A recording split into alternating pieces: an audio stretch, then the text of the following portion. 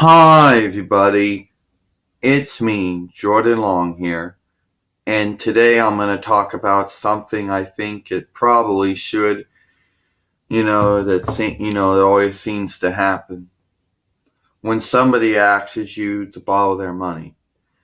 Now, to be honest, the only people you should actually be, loaning money to or let borrow money is family, because family always pays back family.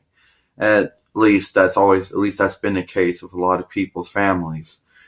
There's always going to be people that you don't know, people who want to try to scam or fraud or con people out of money, for various reasons. Who knows? One, they're too lazy to use their own bank account or credit account, whatever the case might be, or they just like to scam, fraud, and con people. They always go like this: "Hey, can I borrow $1?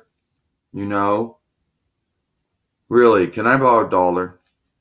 And the sad thing is, Jordan said, is that if you don't know the person, like if there's some person you don't know, some people will just take money and try to use it to get drink, to buy drugs or alcohol, you know, if they're on an addiction or a habit or something.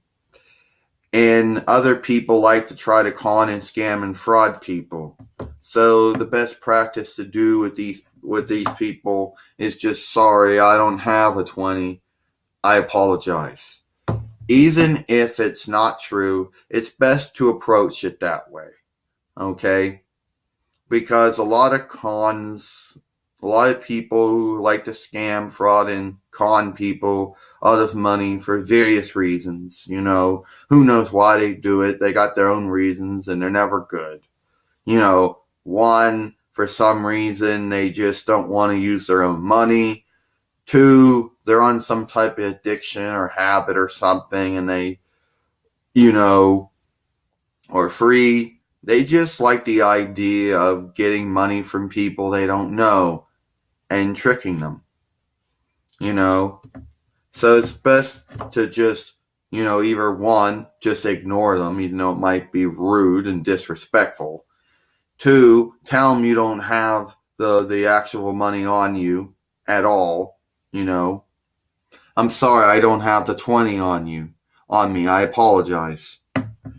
Or Jordan says, basically, just ignore them altogether. Another one. Sorry, I can't give you a 20. Because you don't know these people. You don't know what their motivations are. You don't know what they're going to do with the money once they get it. There are people in this world who like to con, fraud, and scam people out of money for various reasons, regardless. And everybody has their reason. They always say that family is always the best people to borrow and loan money to, because they say family will either always pay back the money and always give back the money. Now, I don't know about all families, but that's what they say. Especially if it's somebody who's a vagrant, a homeless person. You don't know them. So most of the time when they ask for money, they might actually use it to get, to pay for alcohol or drugs or something. So it's best not to give those people money, even though they might desperately need it, but you don't know what they're going to use it on. And other people, they want to try to scam and fraud and con you. You know what? Jordan said, sorry, I don't have any money to give you, because you might try to scam, fraud, or con me. And I'm not going to take that chance, because I don't know you. So I know some people are going to comment on this video and say, well, Jordan, how often does it happen? Sometimes it can happen. And it's also not just people asking to borrow money from people asking to use people's mobile phones. I actually did remember somebody at one point that said, hey, can I borrow your phone? And I said, no, I'm sorry, you can't borrow my phone. Because there are people in this world who will try to scam, fraud and con people out of mobile phones for some reason. Someone forgets their phone, it happens. But you don't know that person, so you don't know what they're going to do.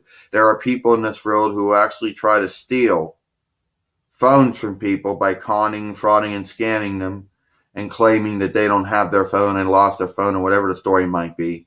So it's best not to give your phone to these people either, because you don't know them and they could run off of your phone,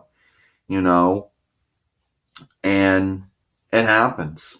It actually happened to me at a Walmart once. Somebody actually asked me if they could use their phone. Somebody actually asked me if I could give them a quarter, I think, or a nickel or a dime, whatever it was. So it actually did happen. Someone actually did ask me for money once when I was in a checkout. Someone actually asked me if I could use their phone once in a checkout. And this happened at Walmart twice. So that's it for me. I'm Jordan Long, and I hope you all enjoyed this video.